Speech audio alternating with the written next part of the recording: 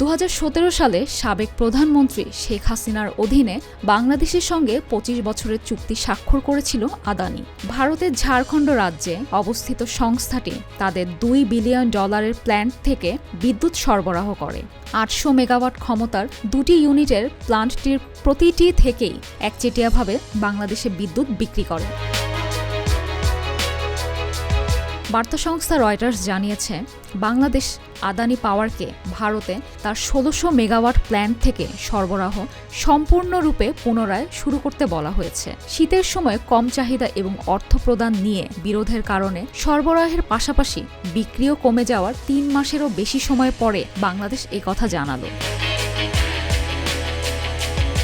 ভারতীয় ধনকুবের গৌতম আদানির মালিকাধীন প্রতিষ্ঠান আদানি পাওয়ারের 1600 মেগাওয়াট ক্ষমতা সম্পন্ন বিদ্যুৎ কেন্দ্রে উৎপাদিত বিদ্যুতের পুরোটাই সরবরাহ করতে বলেছে বাংলাদেশ। বাংলাদেশের এক কর্মকর্তা রয়টার্সকে এ তথ্য জানিয়েছেন। রয়টার্স বলছে, অর্থ প্রদানে বিলম্বের কারণে ভারতীয় এই কোম্পানিটি গত বছরের 31 অক্টোবর বাংলাদেশের সরবরাহ অর্ধেকে নামিয়ে। এর ফলে গত 1 নভেম্বর তার একটি ইউনিট বন্ধ হয়ে যায়, যার ফলে প্ল্যান্টটি প্রায় 42% সক্ষমতায় কাজ করছে। পরবর্তীকালে বাংলাদেশ আদানিকে মাত্র অর্ধেক বিদ্যুৎ সরবরাহ বহাল রাখতে বলেছিল। রাষ্ট্রচালিত বাংলাদেশ পাওয়ার ডেভেলপমেন্ট বোর্ড বলছে, বকেয়া পরিশোধের জন্য তারা আদানিকে মাসে $85 মিলিয়ন প্রদান করেছে এবং এখন কোম্পানিকে দ্বিতীয় ইউনিট থেকে সরবরাহ পুনরায় শুরু করতে বলছে। বিপিডিবি চেয়ারম্যান মোহাম্মদ রেজাউল করিম রয়টার্সকে বলেন, আমাদের প্রয়োজন অনুসারে তারা দ্বিতীয় ইউনিটটি সক্রিয় করার পরিকল্পনা করেছে, তবে কিছু প্রযুক্তিগত সমস্যার কারণে সোমবার থেকে ইউনিটটি পুনরায় চালু করা যায়নি।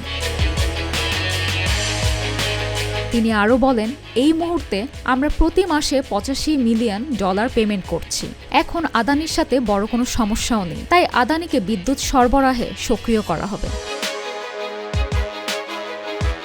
নাম প্রকাশ না করার শর্তে এক সূত্র জানায়, সম্প্রতি একটি বৈঠকের পর মঙ্গলবার বিপিডিবি এবং আদানির কর্মকর্তাদের মধ্যে ভার্চুয়াল বৈঠক হওয়ার কথা রয়েছে।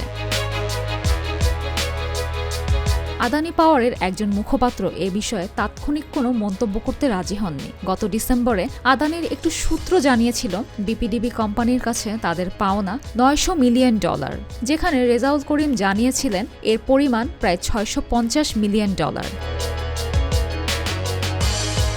মূলত আদানি পাওয়ারের সঙ্গে বাংলাদেশের বিরোধের কেন্দ্র 2017 সালের চুক্তি। এই চুক্তি অনুযায়ী দুটি সূচকের গড়ের ভিত্তিতে মূল্য নির্ধারণ করা হয়। আদানি পাওয়ারের কাছ থেকে নেয়া বিদ্যুতের মূল্য ভারত থেকে সরবরাহকৃত অন্যান্য কেন্দ্রের বিদ্যুতের মূল্যের তুলনায় 55% বেশি। মেরিন আমিন, জিটিভি নিউজ।